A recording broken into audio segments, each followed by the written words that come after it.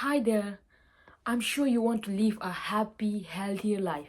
But did you know that stress can lead to so many problems such as anxiety, depression, headache, heart problems, sleep issues, weight loss, weight gain, memory issues, and also premature aging or diseases? Did you know that? And today we live in this age where we are stressed all the time. Are you stressed? Are you not? And this is something I've learned from one of the seminars of the course I'm taking. And it says that stress is your psychological or your physical response to any kind of threat, danger, or demands. And you're trying to fulfill that threat, danger, or demand. You are getting stressed all the time. And it can be caused by so many things, such as loss of somebody else, or such as you're having to balance your work life, your academic stress, like financial stress. We always go under all of this stress. We are constantly stressed. It is affecting our emotional and physical well-being. Although stress is a normal response and sometimes role of it helps to guide our actions or focus. It helps to focus, right? A little bit of stress, a little bit of that adrenaline rush, it helps us to focus better, and it also highlights what's important to us, right? However, when it goes on for the longer period of time, or when it is sustained for too long, or when it's happening every single day on a daily basis, it becomes problematic, and it can be detrimental not only to your health, but even it can shorten your life as well. There is something called general adaptation syndrome, which was put forward by Hans in the 1950s, and it describes about how our body goes through, or the process our body goes through when it is under stress. So number one, it is general alarm reaction. So in general alarm reaction, our body has started to feel stress, and when our body has just started to feel stress, we go under this fight or flight response, right? So in this stage, your heart starts to increase, and what's known as adrenal gland releases cortisol, a stress hormone, which increases energy. The second stage is what is known as resistant stage. In this stage, your body has already gone through that initial shock of stress, and your body has already gone through that fight or flight response. And in this stage, the body starts to come down to its normal level, where your heart rate is decreasing, your cortisol hormones are also decreasing, and your blood pressure begins to normalize. In the last stage of this stress, you go through what's called as exhaustion stage. In this stage, you have had stress for a longer period of time. And when you have had this stress for a prolonged period of time, your body doesn't have the strength to even fight stress. And therefore, it can lead to like a burnout, it can lead to anxiety, depression, and it also leads to weakened immune system, and that can even cause further illnesses as well. That's why prolonged stress or stress for a longer period of time is unhealthy. It's not good for our health. Understanding that stress can cause so many detrimental health impacts, so many illnesses, and even it can affect almost all of the other factors of our life as well, if we are depressed, anxious, or if we have any stress related illness. So therefore, we have to be able to cope with the stress, right? And coping, it refers to just cognitive, the emotional and the behavioral strategies individuals use to manage stress and challenging life circumstances. One of the way to do that is to be resilient. Resilience is the ability of the person to bounce back from all this trauma, stress, and all these challenging life circumstances. Resilience is not running away from challenges. It is how we bounce back and how we learn and grow from these experiences. Some of the ways that you can be resilient can be from inside and from external factors as well. So on the inside, you can learn how to regulate your emotions, or how you can process through these stages of stress, such as emotional regulations, such as being optimistic. On the external, you can just get help, or you can just use these resources you have and access to that helps you, or anything that helps you to reduce your stress, or using your social support, because if you don't do that, stress for longer periods of time is not good for you. So you have to do anything that could help you to reduce that stress, because stress is a normal part of life, right? We cannot escape it, we cannot run away from stress. However, we can learn to cope with the stress by using all the factors I am going to talk about in the following videos. So what I was really interested was the emotional regulation, which was put forward by Paul Gilbert, which is to manage stress, and it is a part of compassion focused therapy, and it helps one to regulate emotions and process stress. So it talks about three core elements: trait, drive, and soothing. In the trait system, it is responsible for detecting and responding to your danger, which then activates the fight, flight, or freeze response. When it's essential for survival, it often dominates in stressful situations, leading to the feelings of anxiety, anger, or self criticism. Now, chronic activation of this stress can result in heightened stress level, emotional exhaustion, and difficulty coping with daily mechanisms. And the second one is what's called as drive system. Now, in this system, it helps us to pursue our goals, rewards, and achievements. And it is activated by feelings of excitement and ambition, pushing us towards accomplishments.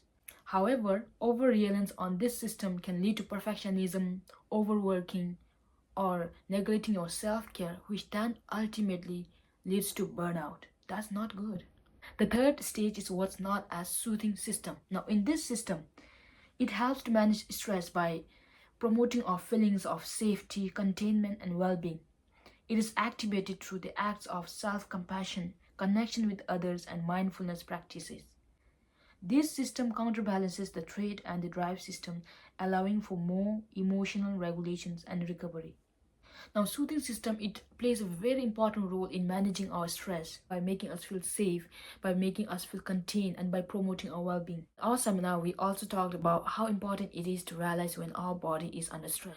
When our body is under stress, we have this urge to just act on that. We have this thing to just do the tasks. However, if we just keep on driving, if we just keep on continuing on our tasks for a longer period of time, our body starts to shut down or we feel burned out, right? So before that happens, if that happens, we have to give ourselves some time.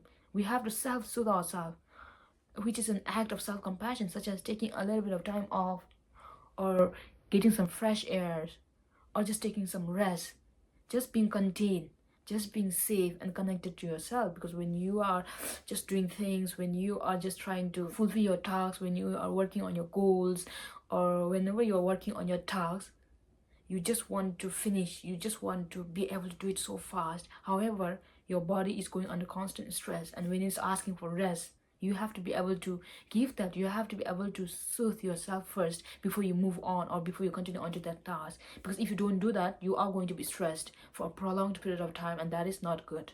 And even it reduces your productivity as well.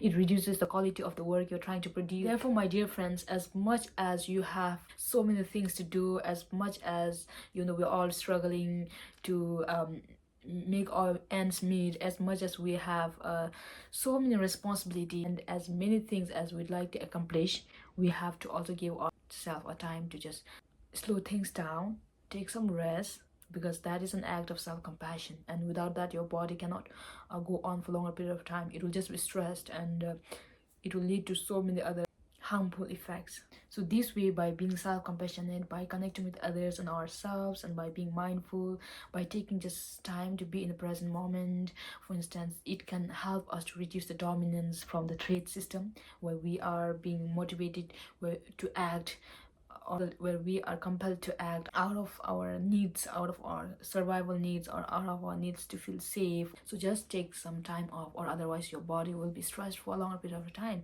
And if we just balance those two, so that will lead to greater emotional resilience and your overall well-being as well. That is all we want, right? So make sure you always balance those two things, because we have needs.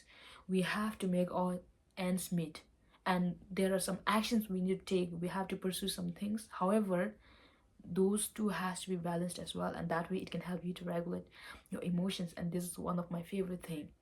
Just like you, I'm also trying to learn how to make this a part of my life as well, because I can get stressed or I can be anxious so easily as well. So this has been really helpful to me, and I would like this to make a part of what I do and part of how I manage my stress as well. Because like I said earlier, we cannot run away from stress. Stress is a normal part of life. However, let's cope by being more self-compassionate. I was also interested to find out what the recent news was on the stress, and as I googled, here are some of the few interesting things I came across, or something that will help you and me both. There was one news from World Economic Forum. Here it explains that our stress and anxiety can affect all parts of our body. The chronic stress weakens the immune system and it makes the body more vulnerable to illness. So, stress can also shorten life expectancy for both men and women at 30s by 2 to 3 years. That is a huge number, right? So, Dr. Vargavara, he also recommends some of the suggestions for managing stress. So, some of them are diet. Eating a healthy, unprocessed diet rich in fruits and vegetables can increase your longevity. And second one is reducing screen time. Who in here thinks that you need to reduce that? I think every one of us does, right? Because all of our works or whatever we do is always based on these devices and we cannot do a lot of things without it. However, we can take some time off. Let's do that. Reducing screen time and replacing that by spending some time in nature, it was found to reduce our stress and make us feel better. From today on, let's give us the time to just be away or reduce our screen time as much as we can. Or if we cannot, just let's do that for 20 to 30 minutes a day. And the third was he talked about social connection, taking time to talk to your close one, talk to your family, spending time with the loved one. It can help you to make your mood feel a little bit better and breaks these negative cycles of stress. Second thing I read was a journal by Misha. Even the topic was also really catchy, but how it is also something that we need to worry as well. Recent studies have found that some individuals have a cognitive reserve, which helps to protect the brain from dementia and Alzheimer's.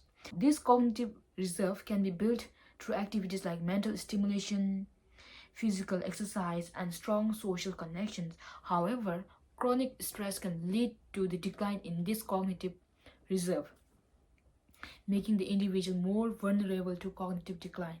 So now see, stress can even lead to memory issues or a cognitive decline. This is a huge thing. So it's really important to incorporate stress management practices like mindfulness meditation in our daily life.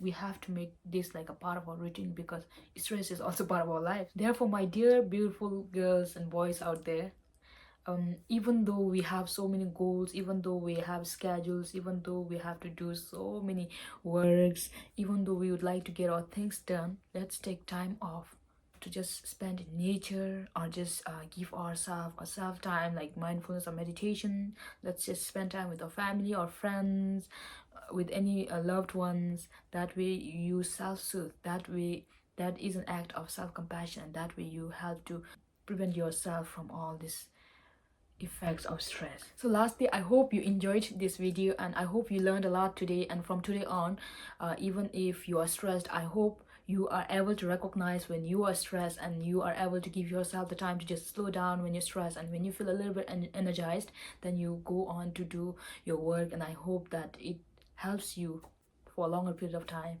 and lifetime as well. So if you have enjoyed this video, make sure you subscribe to my channel, and if you have somebody that needs to hear this message, make sure you share with your friends as well. Thank you. See you in my next video.